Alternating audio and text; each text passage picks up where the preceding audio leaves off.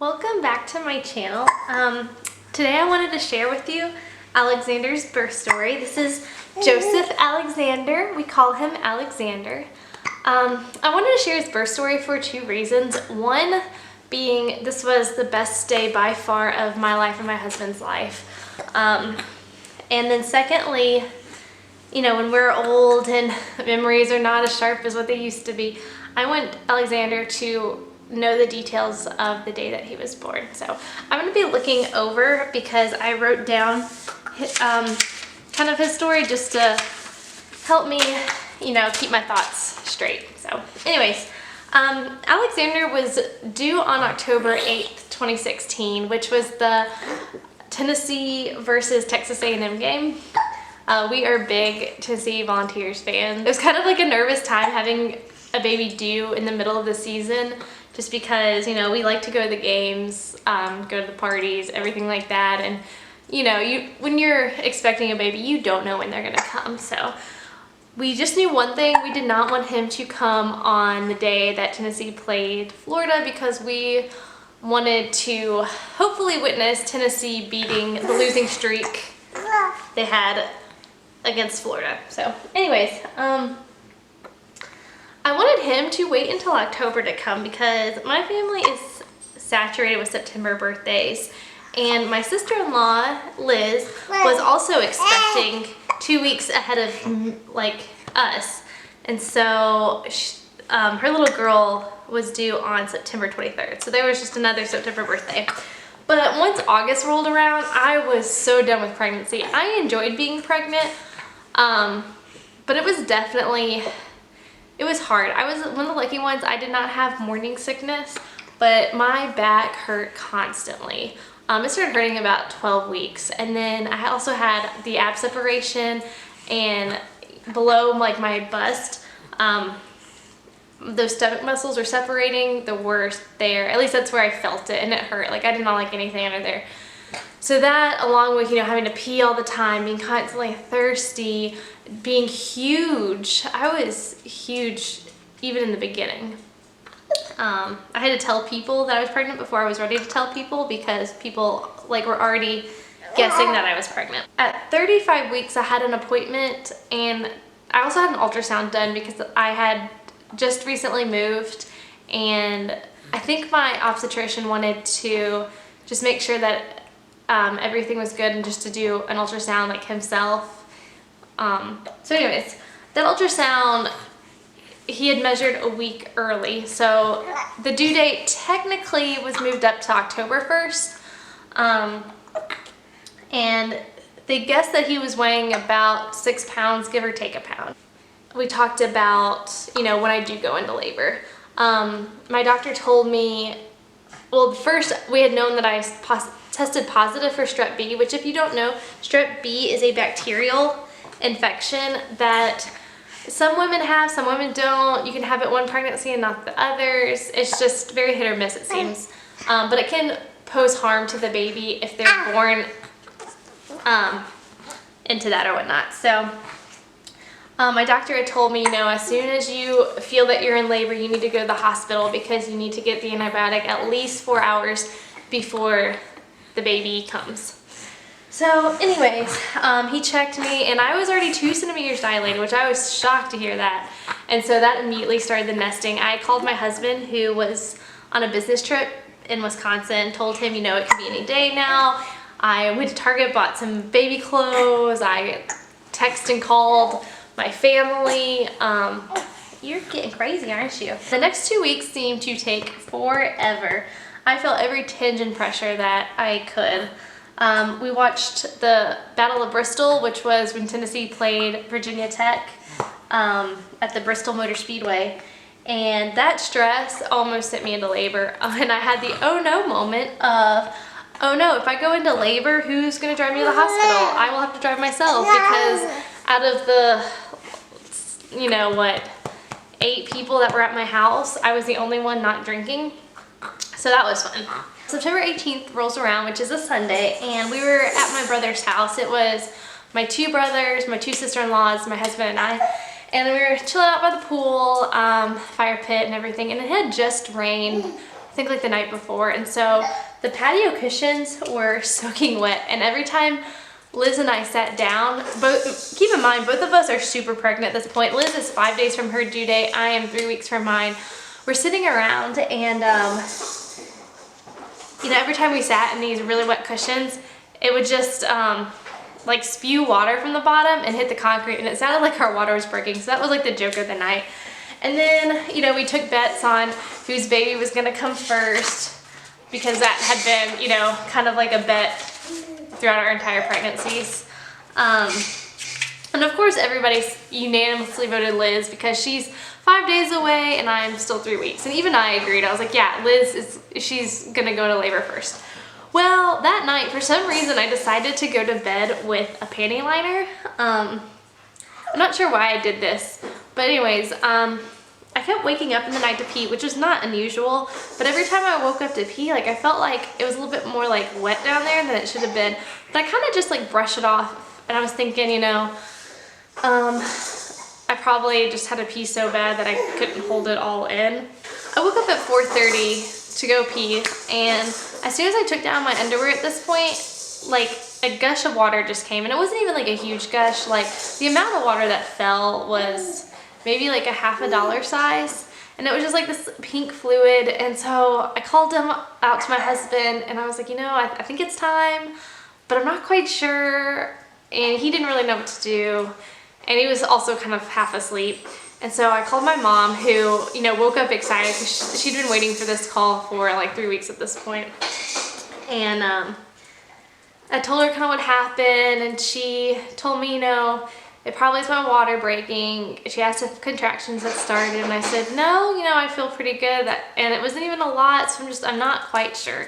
She's like, you know what, I'm gonna go on my walk at 7, and then I'm gonna take a shower, and I'll come on over, and we'll figure this out or whatnot. Like, we'll wait around, basically. So I was like, all right, that sounds good. Fast forward, like 30 minutes later, she calls me. She's like, what was I thinking? I'm too excited. I can't go to sleep. I'm gonna go ahead and take a shower, and I'll head on over there. So fast forward to 6:30.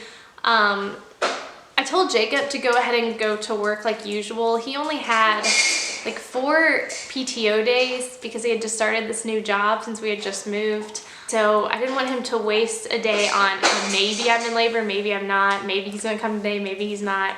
I didn't know. So I told him, I was like, just go ahead and go to work. I'll call you and keep you posted or whatnot. So anyway, so it's 6:30. By the way, Alexander's playing in his exerciser right now, so that's what that noise is. You know, it's about 7 o'clock, and my mom and I are just kind of waiting around. Every like little move I make, like just a little bit of water comes. I'm like, and then by this point, contractions had kind of started. It was one of those like, oh, I think that was a contraction. And so we kind of timed those, and it was anywhere between like 7 and 9 minutes at this point. And I was kind of waiting around until 8 o'clock when my doctor's office opened. I'm one of those people who, I don't like to rush the doctor or the hospital. I want to like be sure of things. I just don't like to create a fuss. So I was like, let me wait until, you know, I can call the doctor and talk to him and ask, you know, should I go to the hospital or not. We were still timing, and the contractions are getting closer together. This time it was anywhere between 5 minutes and 8 minutes apart. So my mom convinces me to go to the hospital. So I make a smoothie, and that was like the best decision I made. I made a smoothie to drink on the way, and got in the car, we left. I called my husband on the way there. He had just gotten into work. He'd been at work for like 30 minutes at this point. I was like, hey, we're going to the hospital. I still don't know if I'm in labor for sure. You don't have to come right away. Luckily, my husband is a smarter person than I am, and he was like, yeah, you're in labor. I'm coming to the hospital. And so he ended up meeting us at the front door. We head up to the labor and delivery floor, and we have to register. It's kind of funny because the nurse who was registering us was a Florida fan. The Tennessee-Florida game was that upcoming Saturday. So we were kind of talking a little bit of trash talk, and I mean, it was all good and fun. She took it well and whatnot. But so anyways, we're doing that. We finally got into our room, got settled about, I want to say like 8:30. then our nurse Kim came in and she checked me to see if my water broke, and she said I kind of told her like I'd been kind of leaking for a few hours, and she told me, you know, a lot of times the baby's head will kind of act like a cork and will only let out a little bit of water depending on like kind of which way you move. And so sure enough, like she pushed up on his head and the rest of the water came out. And so she confirmed we were in labor. She set me up. I had like 2 little monitors on my belly. They were measuring like the baby's heartbeat and then like my contractions. We were watching the monitor with the contractions. My mom and husband were fascinated by it, especially my husband because he's an electrical engineer.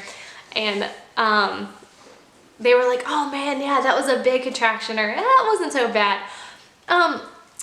Advice to all those expectant dads out there: do not tell your wife who is in labor how bad her contractions are, because believe me, they're not comfortable. By that point, my husband's father and stepmother come in, and it was kind of funny because it was kind of like a party to them. You know, this is their first. That is their first grandbaby, and so they were super excited. They brought snacks. They were, you know, all joking around, and for the most part, like I joked around with them. You know, when you're in labor, it's like you have a contraction that lasts about 30 seconds, and then you're good for about 5 more minutes. It kind of sucks because when you're in labor, you can't have anything to drink, you can't have anything to eat, and I'm so glad I made that smoothie on the way to the hospital because that was like my last meal until about 11 that night. Then around noon, I ended up getting the epidural. I wanted to feel the contractions and wait until I just could not handle them anymore. So around noon, I asked for the epidural, and I'm glad I did not wait any longer because I did not account for the fact that it takes a while to get the epidural, and you have to sit perfectly still when you're still contracting.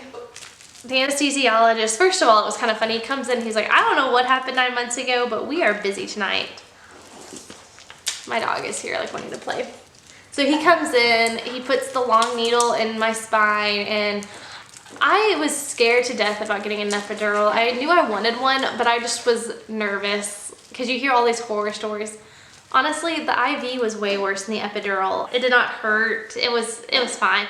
My husband, on the other hand, the nurse put him in, like, he's first sat down on just like those little stools with the wheels, and she was like, you might want to sit like in this chair that doesn't move and that has a back. And it was good that she did, because at one point he like had to put like his head down and like the head between his knees, because later he was like, Emily, that needle was long. I am all for the epidural, by the way, because once I got the epidural, like, I felt great. Like, I couldn't feel anything. It made everything just more smooth. I was really tired since I'd been up since like 4:30 in the morning. At that point, I was like, I could actually, like, I'm relaxed, I could take a nap, which the nurse did tell me. She was like, try to take a nap if you can. She had my family, except for my husband, leave the room. That way I could take a nap. Which it's really hard to take a nap when you are very excited about becoming a parent in the immediate future, and also a little nervous about pushing a small human through your lady parts. The only downside of the epidural, well, there's 2 downsides. The one that I experienced right away was like I was shaking. It was like cold chills, but I didn't feel cold, and so they kept putting blankets on me, and like the pressure of having the blankets on me made helped me not shake as much. And then the second downside, which I didn't even realize it, and I didn't realize that it happened to me until way later, was that sometimes it can slow your progress. And I was progressing like amazingly. I was dilating about a centimeter an hour until about 4 o'clock. At 4 o'clock, I was 9.5 centimeters dilated. And I told my husband, you know, we're gonna be parents by like 6 o'clock. This baby, like, I only have a half a centimeter to go. And then our nurse was excited too, because her shift ended at 7, and you know, she had been with us all day. She wanted to meet this baby. So I'm 9.5 centimeters and I stop dilating. So Kim comes in and she's rotating me on my right side, on my left side, on my back. You know, I told her, I was like, you're treating me like the best rotisserie chicken in this hospital, and she thought that was hilarious. But you feel like rotisserie chicken. Anyways, poor Kim, 7 p.m. came and it went. before she left, she told us, she was like joking, she's like, man, I hate when mothers are like 9.5 centimeters dilated at like 7, and you know, I've been with them all day, but then I can't be there for the birth. So Kim was replaced by Belinda, who was also awesome. I must say, I had the best like nurses I could have asked for. Like everybody in the delivery room was amazing. And then at 8 p.m. I was finally ready to push. I pushed 48 minutes. The hardest part of the pushing was just holding your breath through each push. They count to 10, but the 10 is so slow. Like I felt like I was holding my breath for like at least 30 seconds. And you also have, you know, a baby on your lungs, so you can't get as much breath as you would like to. At the beginning, the nurse who was kind of down there ready to catch until the doctor came in, she was like, do you want to see? And I was like, sure, why not? So she brought the mirror, and you know, I could see my son and his hair. She's like, look how much hair he has, which is kind of weird. And you know, so I looked, I was like, all right, that's good, I'm done. And so I had to like kind of push the mirror away, because I don't know, maybe with my next one I'll like watch the whole thing, because now I'm like kind of curious about things, because you don't really know what's going on down there. And then it was kind of funny, because before this day my husband kept saying how he was not wanting to watch anything, he wasn't going to cut the cord, he was going to stay by my head or whatnot.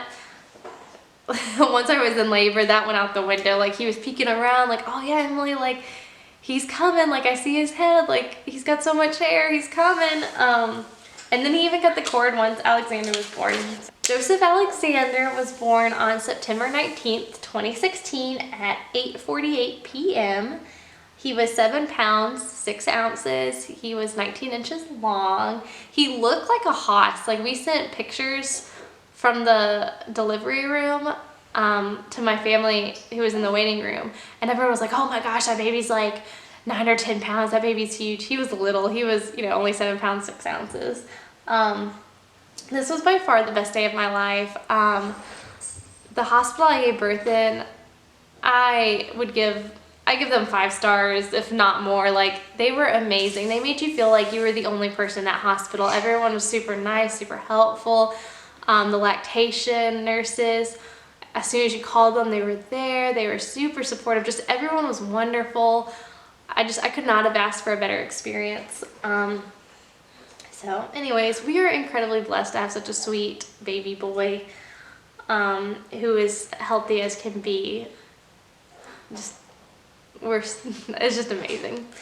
And he also came before Tennessee broke their losing streak to Florida.